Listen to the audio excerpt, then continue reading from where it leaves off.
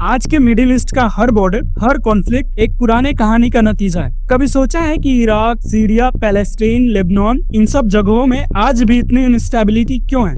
इसका जवाब छुपा है एक एम्पायर के कोलैप्स में, द ऑटोमन एम्पायर। और उस कोलैप्स के पीछे था एक केयरफुली प्लान्ड ब्रिटिश स्ट्रैटेजी। ये सिर्फ लैंड ग्रैब नहीं था, ये था पावर, ऑयल और ग्लोबल डोमिनेंस का डेंजरस गेम। ऑटोमन एम्पायर कभी दुनिया के सबसे पावरफुल एम्पायर्स में से एक था। 600 साल तक 3 कॉन्टिनेंट्स पे राज किया, यूरोप, एशिया और अफ्रीका। वर्ल्ड वार 1 तक ऑटोमन एम्पायर ने इराक, सीरिया, पैलेस्टीन, अरेबिया जैसे एरियाज पे कंट्रोल बना रखा था। लेकिन यूरोप के कॉलोनियल पावर्स, स्पेशली ब्रिटेन, इस रीजन पे कब से नजर लगाए बैठे थे। और जैसे ही वर्ल्ड वार 1 चालू हुआ, ब्रिटिशर्स ने अपना गेम स्टार्ट कर दिया। ब्रिटिश एम्पायर के लिए मिडल ईस्ट एक नॉर्मल रीजन नहीं था, ये एक स्ट्रेटेजिक जैकपॉट था, क्योंकि सुएज कनाल इंडिया तक पहुंचने का सबसे आसान रास्ता था और इंडिया जहां से सबसे ज्यादा पैसा आता था। लेकिन यूरोप से एशिया तक पहुंचने में सबसे बड़ी रुकावट थी ऑटोमन एम्पायर, और इसका तोड़ निकालने के लिए ब्रिटिश एम्पायर ने मिडल ईस्ट में अपने कॉलोनीज बनाने स्टार्ट कर दिए। 1820 में यूएई के साथ एग्रीमेंट हुआ, 1839 में यमन, 1861 में बहरेन और 1888 में इजिप्ट भी उनके कंट्रोल में आ गया। जैसे ही इजिप्ट उनके हाथ लगा, सुएज कनाल का कंट्रोल भी ब्रिटिश के पास चला गया, जो यूरोप से एशिया जाने का सबसे फास्ट और डायरेक्ट रूट था। अब ब्रिटेन को ऑटोमन एम्पायर के परमिशन की जरूरत ही नहीं थी। अब सवाल उठता है, सुएज कनाल पे कब्जा करने के बाद क्या ब्रिटेन का इंटरेस्ट मिडल ईस्ट से खत्म हो गया? जवाब है नहीं, और उसका रीजन सिर्फ एक वर्ड में, ऑयल। 19th सेंचुरी के एंड तक ब्रिटेन को समझ आ गया था कि अगला सोना जमीन के अंदर छुपा काला सोना है, यानी क्रूड ऑयल। इंडस्ट्रियल रिवॉल्यूशन ने इंजन बनाए, रेलगाड़ियां, शिप्स, फैक्ट्रीज, पर इंजन को चलाने के लिए चाहिए था फ्यूल, और फ्यूल का फ्यूचर था मिडल ईस्ट का तेल।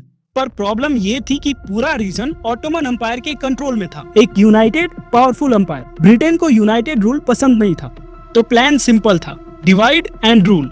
ऑटोमन एम्पायर को तोड़ दो, छोटी छोटी कंट्रीज बनाओ जिनका कंट्रोल इनडायरेक्टली ब्रिटेन के पास हो।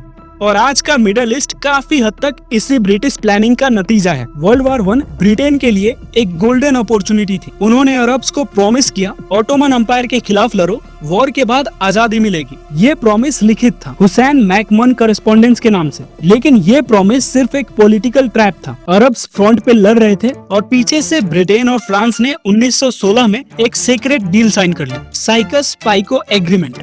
इसके तहत उन्होंने ऑटोमन टेरिटरीज आपस में बांट ली। फ्रांस को मिला सीरिया और लेबनान, ब्रिटेन को इराक, जॉर्डन और पैलेस्टीन। ना किसी लोकल लीडर से पूछा गया, ना एथनिक, ट्राइबल या रिलीजियस बाउंड्रीज का ध्यान रखा गया, बस सीधा रूलर उठाकर मैप पे लाइंस खींच दी गई। 1917 में ब्रिटेन ने एक और सरप्राइज दिया, बैल्फोर डिक्लेरेशन। इस बार उन्होंने जायोनिस्ट मूवमेंट को सपोर्ट किया और प्रॉमिस किया कि पैलेस्टीन में जीविश होमलैंड बनाया जाएगा। लेकिन ये सिंपैथी नहीं, एक पॉलिटिकल मूव था। उस वक्त जीविश कम्युनिटी छोटी थी पॉपुलेशन में, लेकिन फाइनेंस, मीडिया और पॉलिटिक्स में, खासकर अमेरिका में, काफी इन्फ्लुएंशियल थी। ब्रिटेन चाहता था कि ये पावरफुल जीविश ग्रुप्स उनका वॉर एफर्ट सपोर्ट करे, ताकि अमेरिका भी वर्ल्ड वार 1 में फुली इन्वॉल्व हो जाए।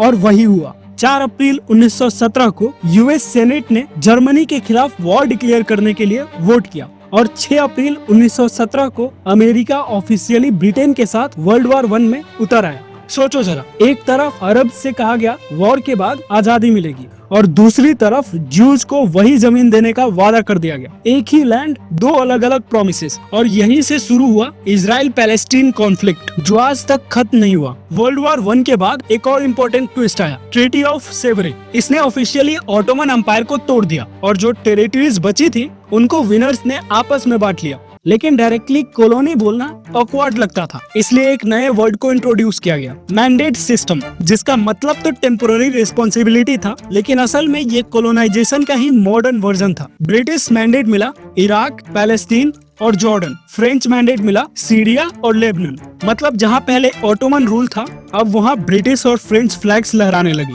और लोकल लोगों से बिना पूछे नए बॉर्डर्स, नए रूलर्स तय हो गए। 1923 में ट्रीटी ऑफ लॉसान साइन हुई, जिसमें फाइनली मॉडर्न डे टर्की को as an independent nation recognize किया गया। मिडल ईस्ट के कई देश, Iraq, Syria, Jordan, Lebanon, Saudi Arabia ये नेचुरली इवॉल्व नहीं हुए। इनकी पहचान, बॉर्डर्स और गवर्नमेंट्स सब डिसाइड हुए ब्रिटिश और फ्रेंच ड्राइंग रूम्स में। एथनिसिटी, रिलीजन या ट्राइबल आइडेंटिटी का कोई ध्यान नहीं रखा गया। मैप पे बस पेंसिल से लाइन खींच दी गई, जैसे लोग नहीं सिर्फ लैंड हो। और इसी आर्टिफिशियल डिवीजन का नतीजा है बरसों से चल रही सिविल वॉर्स, सेक्टेरियन वायलेंस और अनस्टेबल गवर्नमेंट्स। बॉर्डर्स पेंसिल से खींच दिए गए, लेकिन इन लकीरों ने सिर्फ जमीन नहीं काटा, लोगों की पहचान भी चीर दी।